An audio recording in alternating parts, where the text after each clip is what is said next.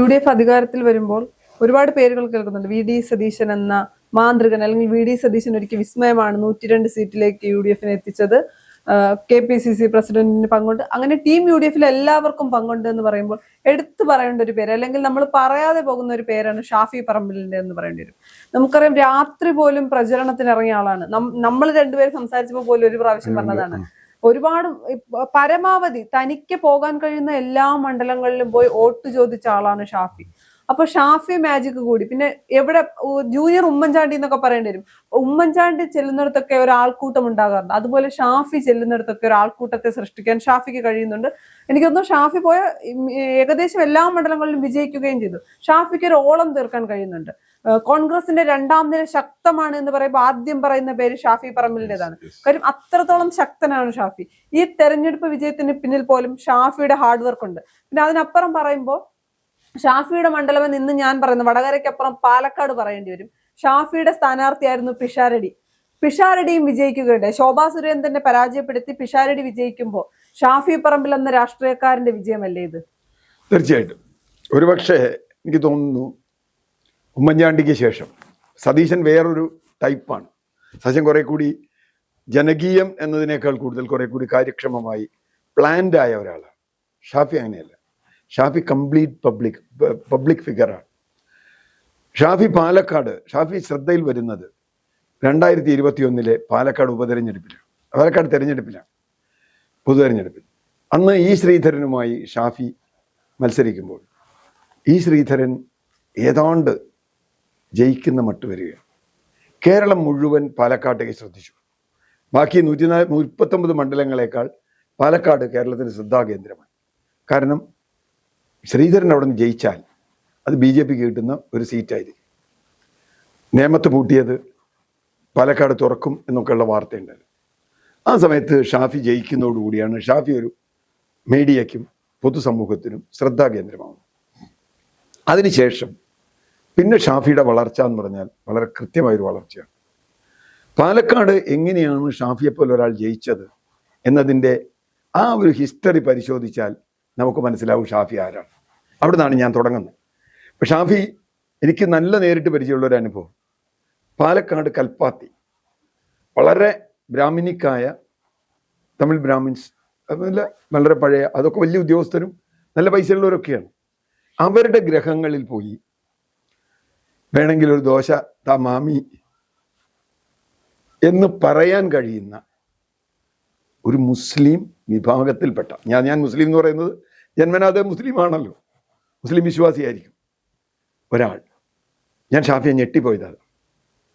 കാരണം അവിടെ പൊതുവെ ഒരു BJPക്ക് അനുകൂലമുള്ളൊരു പ്രദേശമാണ്, പൊതുവെ നമുക്കറിയാം.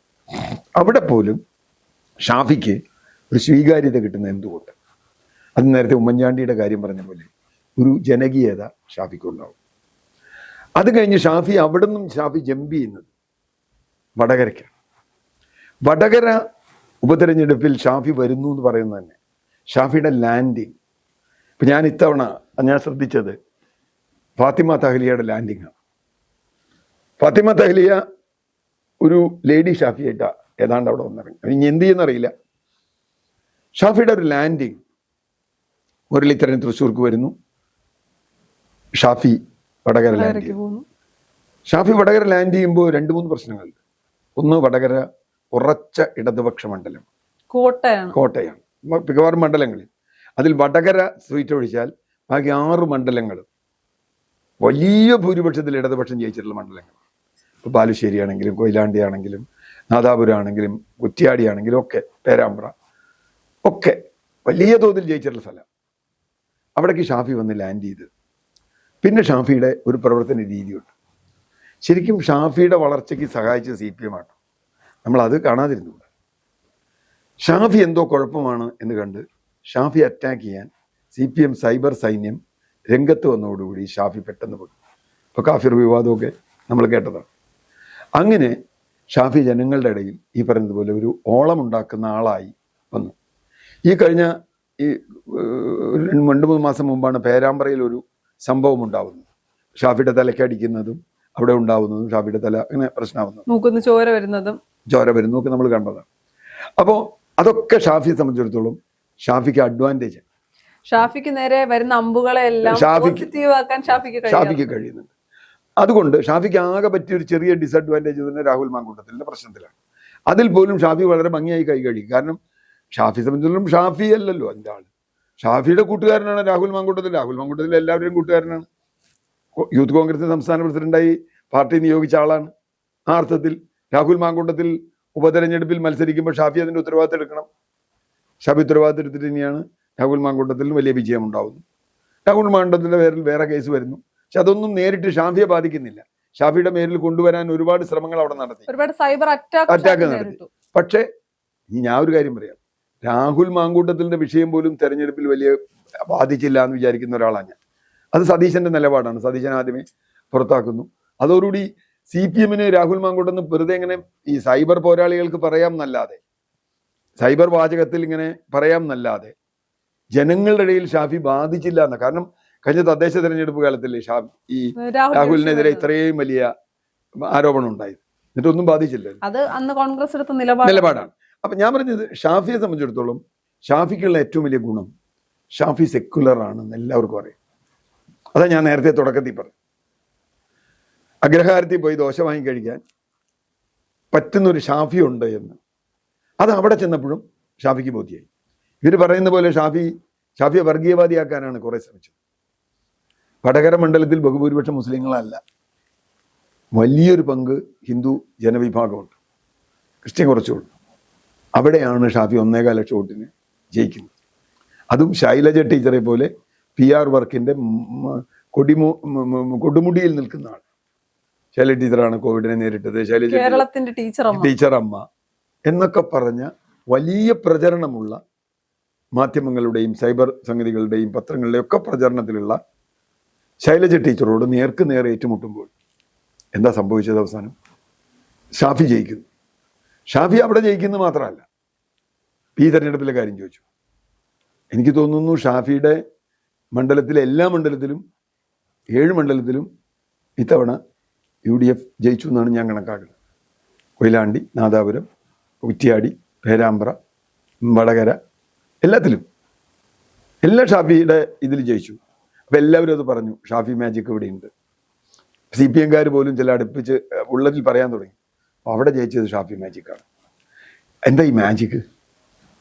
ഇല്ലതിൽ ജനങ്ങളുമായി തുറന്ന ബന്ധമുണ്ടാവുക, എപ്പോഴും ജനങ്ങളുമായി അടുത്ത് നിൽക്കുക.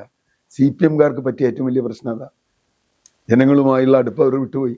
CPM യുവ നേതാക്കളൊക്കെ ഇങ്ങനെ ബലം പിടിച്ച് ഇരുന്നിട്ട് കഴുത്തിൽ ഇഷ്ടിക വെച്ച ആളുകളുടെ മാതിരി വർത്താനം പറഞ്ഞിട്ടല്ലേ, ഭയങ്കര പ്രത്യയശാസ്ത്രം മറ്റത് മറിച്ചതെന്നൊക്കെ പറഞ്ഞിട്ടല്ലേ. അതല്ലല്ലോ ജനങ്ങൾക്ക് വേണ്ട രാഷ്ട്രീയം. എന്താ ജനകീയമായ രാഷ്ട്രീയം ജനാധിപത്യത്തിൽ വളരെ പ്രധാനമാണെന്ന് വിശ്വസിക്കുന്ന ഒരാളാണ്. ഉമ്മൻചാണ്ടിക്ക് ഉണ്ടായിരുന്ന സ്വീകാര്യത അത് തന്നെയാണ്. അർത്ഥത്തിൽ വളരെ സെക്യുലറായ ഒരാൾ, സെക്യുലറായി അതിൻ്റെ പ്രധാന ഒരു പ്രശ്നം എന്താ പറയുക, കേരളത്തിൽ CPM സൃഷ്ടിച്ച BJPയുടെ സെക്കൻഡ് ഹാൻഡായി CPM സൃഷ്ടിച്ച ഒരു കാര്യമുണ്ട്. എല്ലാ മുസ്ലിങ്ങളും ഞാൻ സെക്യുലറാന്ന് ഇടയ്ക്കിടയ്ക്ക് പറഞ്ഞുകൊണ്ടിരിക്കണം, അല്ലെങ്കിൽ അവൻ പെട്ടെന്ന് ചാപ്പ് കിട്ടും, ജമാഅത്തെ ഇസ്ലാമിയോ വേറെ എന്തെങ്കിലുമായിട്ട് കിട്ടും. പക്ഷേ ഷാഫിയെ സംബന്ധിച്ചിടത്തോളം എങ്ങനെ CPM ശ്രമിച്ചാലും ഷാഫിയെ വർഗീയവാദിയാക്കാൻ പറ്റാതെ, ഷാഫിയുടെ ഓരോ പെരുമാറ്റവും വർത്തമാനവും വളരെ ശ്രദ്ധയോടുകൂടി തന്നെയാണ് ഷാഫി ഇത് ഹാൻഡിൽ ചെയ്തത്. ആ സംഗതിയിൽ ഇപ്പം എന്ത് പറ്റി? ഷാഫി വടകരയും കടന്നു. ഈ നിയമസഭാ തെരഞ്ഞെടുപ്പിൽ ഷാഫിയെ തങ്ങളുടെ മണ്ഡലത്തിലേക്ക് കിട്ടണമെന്ന് എല്ലാവരും ആഗ്രഹിച്ചു. ഞാൻ കേരളത്തിലെ രാഷ്ട്രീയ നേതാക്കളിൽ ഒരുപക്ഷെ പണ്ട് EMS AKG ഒക്കെ ഞാൻ കണ്ടിട്ടുണ്ട്, നായനാർ, PS ഇവരെയൊക്കെ ഞാൻ കണ്ടിട്ടുണ്ട്. കരുണാകരൻ കുറച്ചുണ്ട്, പക്ഷെ എന്നാൽ പോലും അങ്ങനെയില്ല. ആ നേതാവ് വരുന്നു എന്ന് പറഞ്ഞാൽ കേട്ടു വരുന്ന കുറെ ആളുകൾ, നേതാവിനെ കാണാൻ വേണ്ടി വരുന്ന കുറെ ആളുകൾ. ഇപ്പൊ പണ്ട് ഇന്ദിരാഗാന്ധിയും ഇപ്പൊ രാഹുൽ ഗാന്ധിയും ഒക്കെ വരുന്ന അതുപോലെ കേരളത്തിൽ അങ്ങനെ വരുന്നത് ഇപ്പൊ ഷാഫിയെ കാണാനാണ് ഞാൻ കരുതുന്നു. സതീശനും കുറച്ച് ക്രൗഡ് ഉണ്ട്, പക്ഷെ ഷാഫി വരുന്നുണ്ടെന്ന് പറഞ്ഞാൽ കുറെ ആളുകൾ അവിടെ വരും. കോൺഗ്രസിന്റെ ഏറ്റവും വലിയ പ്രശ്നം അതിന്റെ സംഘടന തന്നെയാണ്. അതൊരു ആൾക്കൂട്ട പാർട്ടിയാണ്. സംഘടന മിഷണറി ചലിപ്പിക്കുക എന്നുള്ളത് കോൺഗ്രസിന് വലിയ ബുദ്ധിമുട്ടാണ്. CPM നേരെ മറിച്ച് സ്ട്രോങ് ബോണ്ട്, ഇപ്പം അതൊക്കെ പോയി, എന്നാലും സ്ട്രോങ് ബോണ്ടുള്ള സംഘടനയാണ്. അപ്പോൾ എന്ത് സംഭവിച്ചു? ഷാഫിയെ സംബന്ധിച്ചിടത്തോളം അതൊരു വലിയ ആഡഡ് അഡ്വാൻറ്റേജാണ്. പിന്നെ ലളിതമായ ആളോട് സംസാരിക്കും, ഷാർപ്പായി സംസാരിക്കും. ഇപ്പം എനിക്ക് പറഞ്ഞപ്പോൾ തോന്നിയൊരു കാര്യം, ഈ ചിറയൻകീഴ് മണ്ഡലത്തിലേക്ക് രമ്യ ഹരിദാസ് പോകുമ്പോൾ ഏതാണ്ട് നേർച്ചക്കോഴി പോലെ ഞാൻ കണക്കാക്കിയിട്ടില്ല. പിന്നെ അവർക്കൊരു ബന്ധമില്ലാത്തൊരു സ്ഥലം, ചിറയൻകീഴിലേക്ക് അവർ എന്തിനാ പോയെന്ന് എനിക്ക് മനസ്സിലായിട്ടില്ല. അപ്പോൾ ചിറയൻകീഴ് മണ്ഡലത്തിലേക്ക് രമ്യ ഹരിദാസ് ചെല്ലുമ്പോൾ ഷാഫി അവിടെ ചെല്ലുന്നുണ്ട്. ചിറയൻകീഴ് എന്ന് പറഞ്ഞാൽ എത്ര ദൂരമുള്ളതിലാണ്. ഷാഫി അവിടെ ചെന്ന് ഞാൻ വിചാരിക്കുന്നത് ചെറിയ വോട്ടിനെങ്കിലും അവിടെ CPM-ന്റെ ഉറച്ച മണ്ഡലമായ CPI ഉറച്ച മണ്ഡലമായ ചിറയൻകീഴിൽ രമ്യ ജയിക്കുന്നതിൽ നിർണായകമായ പങ്കുവഹിച്ചത് ഷാഫിയാണ്. ഈ പറഞ്ഞ പോലെ പാലക്കാട്ടുള്ളതുപോലെ ഷാഫി അവിടെ പല മണ്ഡലങ്ങളിൽ, ഇപ്പോൾ ചാണ്ടിയുമ്മൻ്റെ മണ്ഡലം എല്ലാ സ്ഥലത്തും ഷാഫി ഇതുകൊണ്ട് 78 മണ്ഡലങ്ങളിൽ പോയി എന്നാണ് ഞാൻ കണക്കാക്കുന്നത്. സമയം ഉണ്ടായില്ല, തെരഞ്ഞെടുപ്പ് കുറച്ച് സമയം ഉണ്ടായുള്ളൂ. അല്ലെങ്കിൽ 140 മണ്ഡലത്തിൽ ഷാഫി പോയത്. കാരണം അതെന്തുകൊണ്ടാണെന്ന് വെച്ചാൽ കോൺഗ്രസിന് ക്രൗഡ് പുള്ളർ എന്ന വാക്ക്, അതിന് മലയാളിക്ക് അറിയില്ല. ക്രൗഡ് പുള്ളർ എന്ന വാക്ക് ആൾക്കൂട്ടത്തെ ആകർഷിക്കുന്ന ഒരു വാക്ക് കൊണ്ടുവരുന്ന പുതിയൊരു യുവ നേതൃത്വം ഷാഫിയിൽ വന്നിരിക്കുന്നു. രണ്ടാമത് പാർട്ടിയിലുള്ള യൂത്തിനെ കൂടെ നിർത്താൻ ഷാഫിക്ക് കഴിയുന്നു. മൂന്നാമത് യൂത്തിൻ്റെ ഭാഷയിൽ സംസാരിക്കാൻ ഷാഫിക്ക് കഴിയും. ഇത് മൂന്നും പ്രത്യേകിച്ചും പിന്നെ നമ്മൾ കമ്മിറ്റഡ് ആവുക, സെക്കുലർ ആവുക എന്നുള്ള കാര്യമാണ്. ഈ രീതിയിൽ ഷാഫിക്ക് സ്വീകാര്യത കിട്ടുന്നു. ഷാഫി കേരളത്തിൻ്റെ ഭാവിയിൽ വരാവുന്ന വളരെ ഉന്നത പദവികളിൽ വരാവുന്ന ഒരു നേതാവായിട്ട് തന്നെയാണ് ഞാൻ കാണുന്നത്.